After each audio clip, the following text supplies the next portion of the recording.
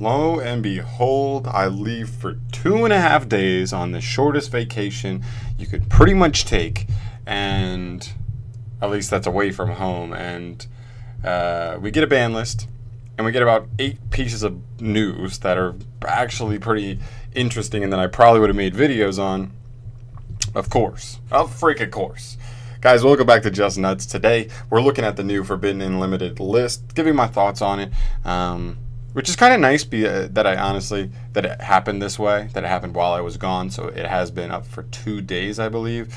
And so I'm just kind of, I've had 2 days to kind of process it. Had 2 days to kind of like really think about it, because a lot of times I just do my reaction as soon as it drops before I even see it, and you're getting my initial reaction. But this I've had a little more time to kind of process it than before, and let's just jump right into it. Let's just get into all this stuff, because there is a ton of changes in this list. So first, we'll start out with the Forbiddens as always. First on here is Eclipse Wyvern, actually getting the ban here. Interesting card. I didn't see this one actually ending up on the list here.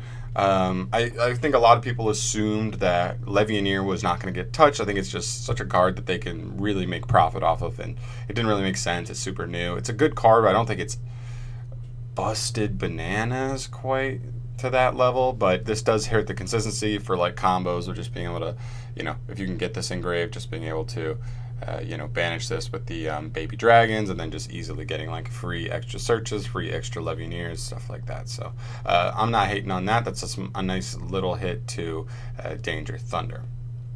Then we move down here, and we see the Phantom Knights of Rusty Bardiche got hit. So I figured either this or Mermaid would get hit. I'm kind of glad this got hit, because I feel like if Mermaid, I guess the deck still plays, but if Mermaid gets banned, like, I don't know, it just takes away like the essence of the deck. This was like an add-on to the deck.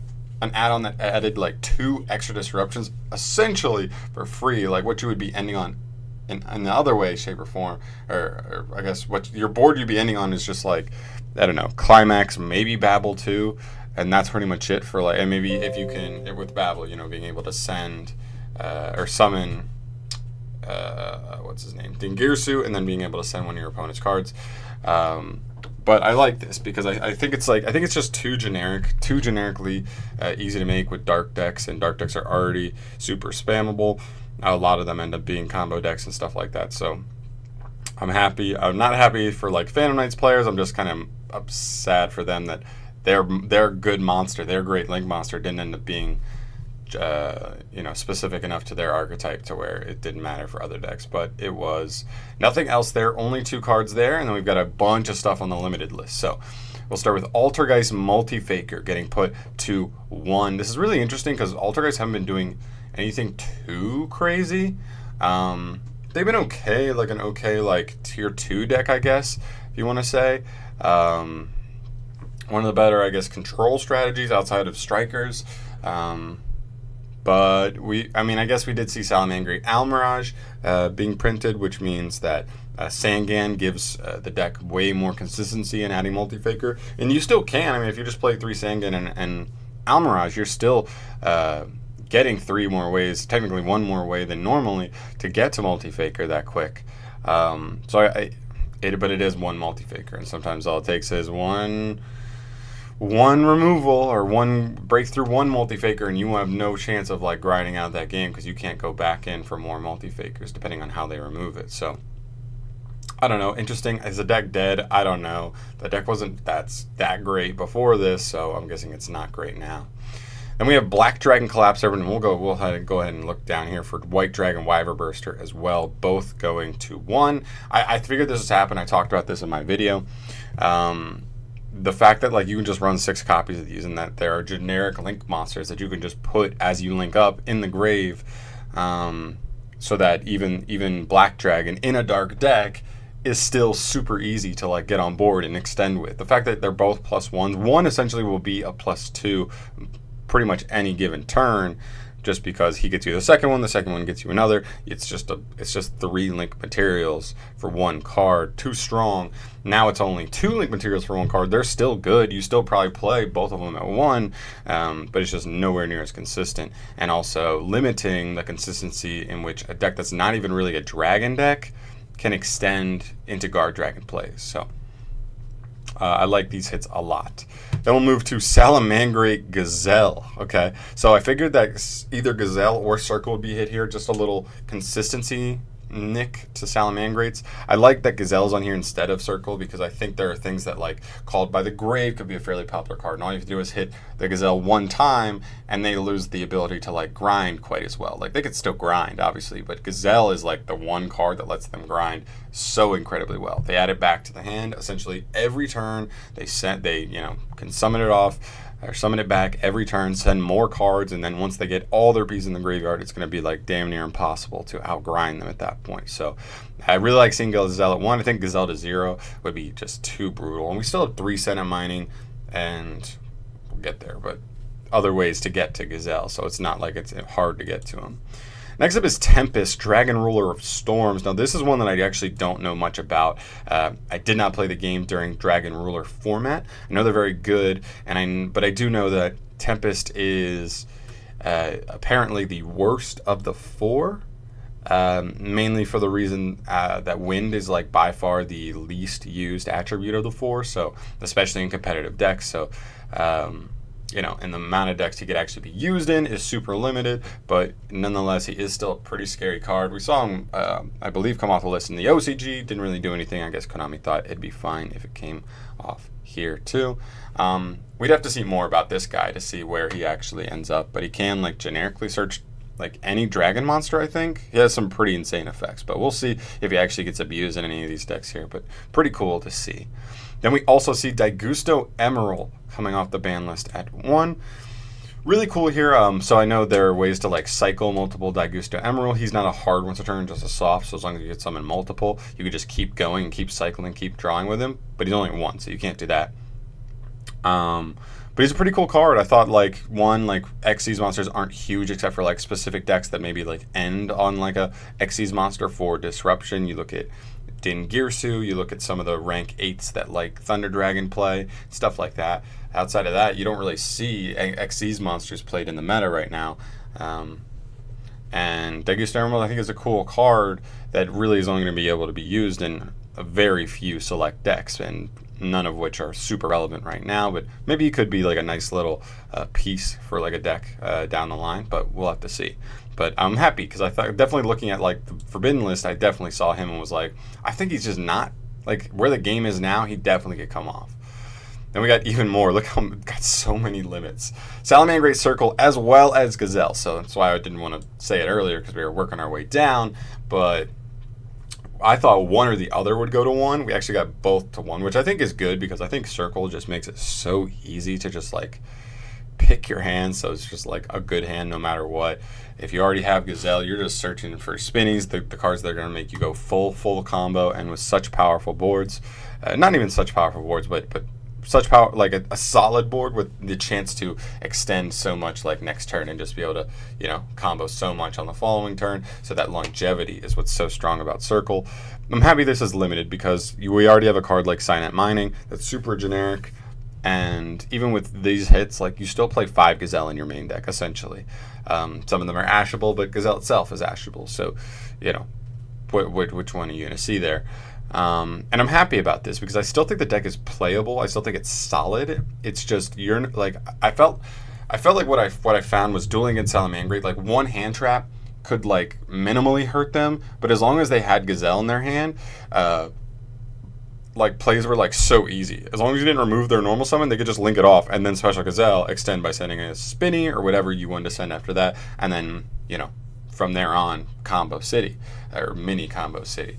But this just limits how often they will be able to see Gazelle, and I feel like Gazelle was such a huge part on what allowed them to play through at least one disruption so much of the time. So I really like that because it was like too easy, like so often that. So I'm happy to see this. Definitely cool. I like that all these decks are getting hit.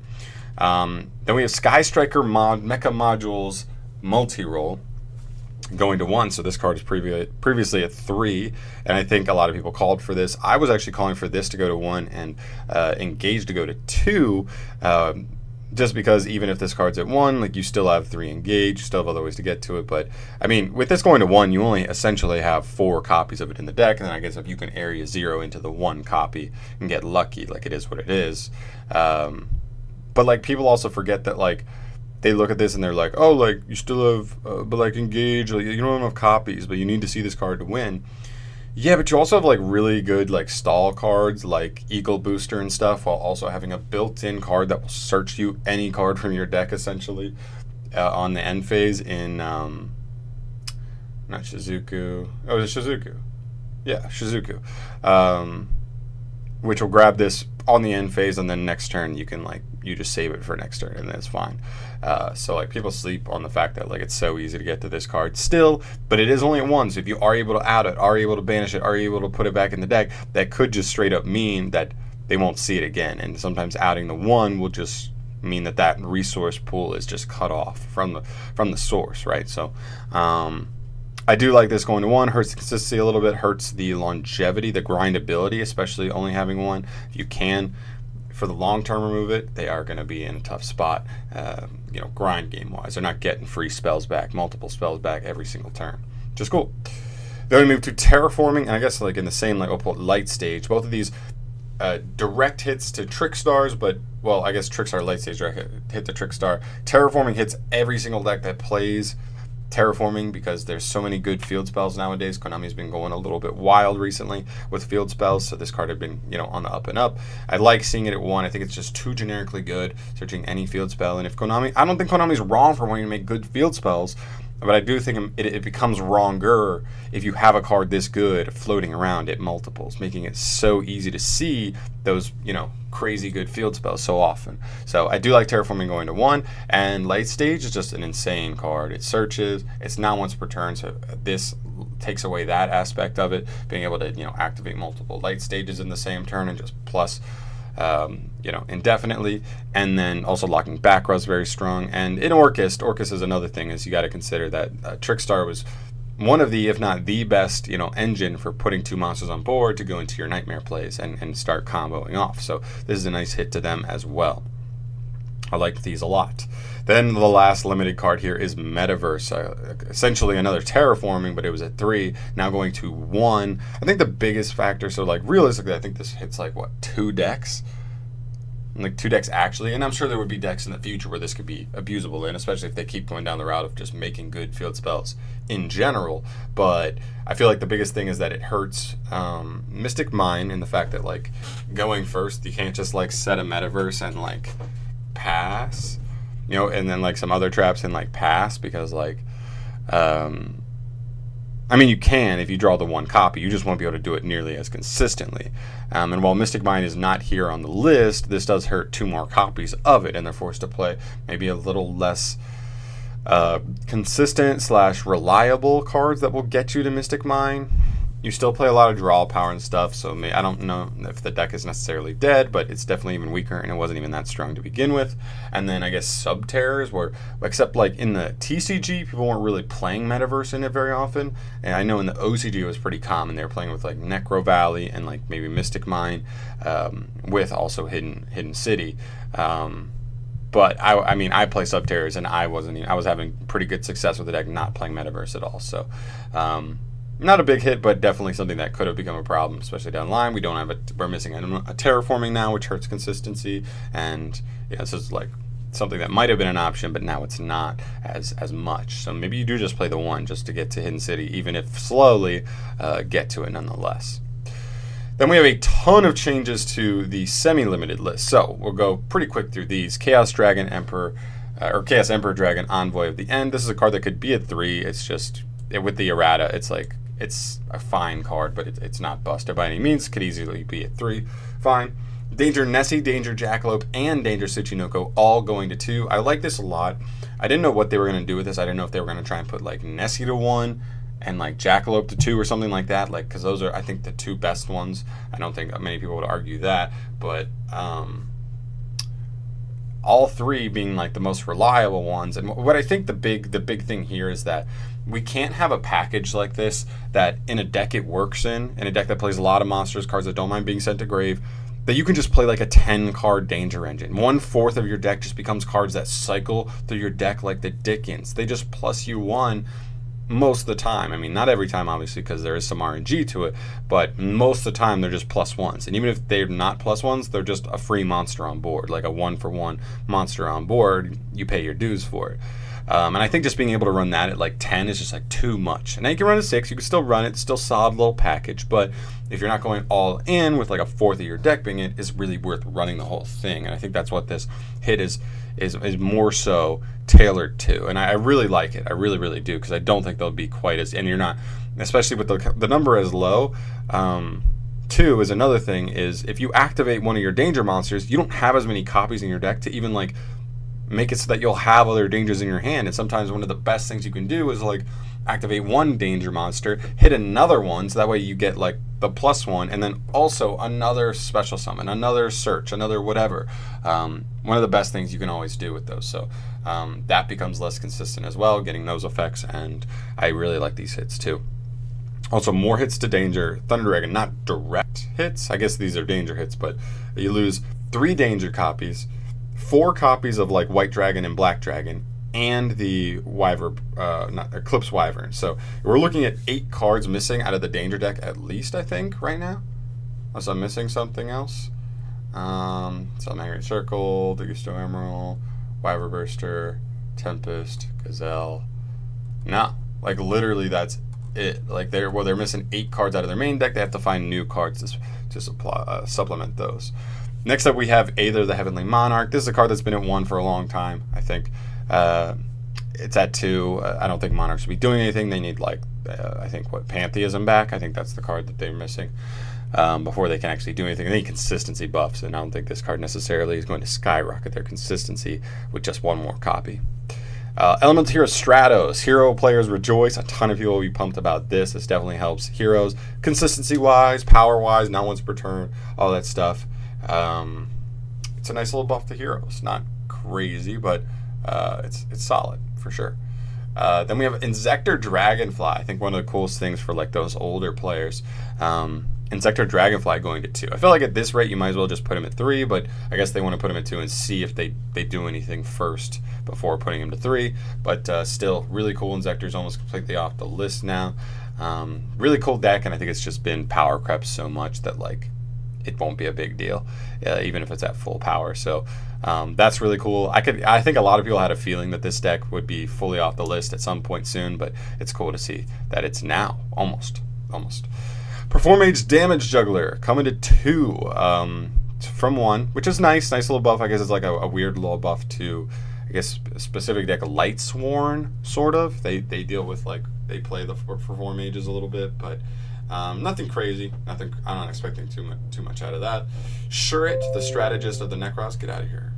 Shuret, the Strategist of the Necros is another nice little consistency hit or consistency bump, I guess, for another one of these rogue strategies that was like that's all right on the cusp of being able to do really solid, but not quite there. This is a really nice card to have come back for them. And then also Royal Tribute. Don't really expect this to really do much. Like I just felt it that like Gravekeepers, right? I think this is the Gravekeeper spell card, but like Gravekeepers aren't doing anything. They're pretty bad. Been power crept so much, they're just not fast enough. And then we move to the last list where a ton of cards came off the list completely. We look at Cleefort Scout. This becomes a playable deck. I don't know how good they are. I think at best they'll be rogue. I don't think they'll just be amazing because of a 2-card buff, but still, it's nice to see. And the more decks we throw in the pool, the more diversity we'll see. Luster Pendulum, the Draco Slayer. I mean, even in our Pendulum builds now, like this card doesn't see any play. Maybe we could see some spicy lists playing him, but if he was at 2 and he wasn't getting played, I don't think he'll be played at 3. I don't think that was the problem. Trishula, Dragon of the Ice Barrier, card that was at 1 before. Can you even like spam this card multiple times in a turn? I don't even know like what that, like why he was even at 1. So like this doesn't really matter, I don't think. Dark Hole going to 3, a card that was at 1. It's a nice, cool board wipe card, but we know how bad like board wipes, not bad, but how like mediocre board wipes have been for the last couple of formats. Like decks that are just don't really care about destruction that much, or they float really hard. Even if you do wipe it, you're just, like turboing their turn for next turn with Dark Hole and stuff.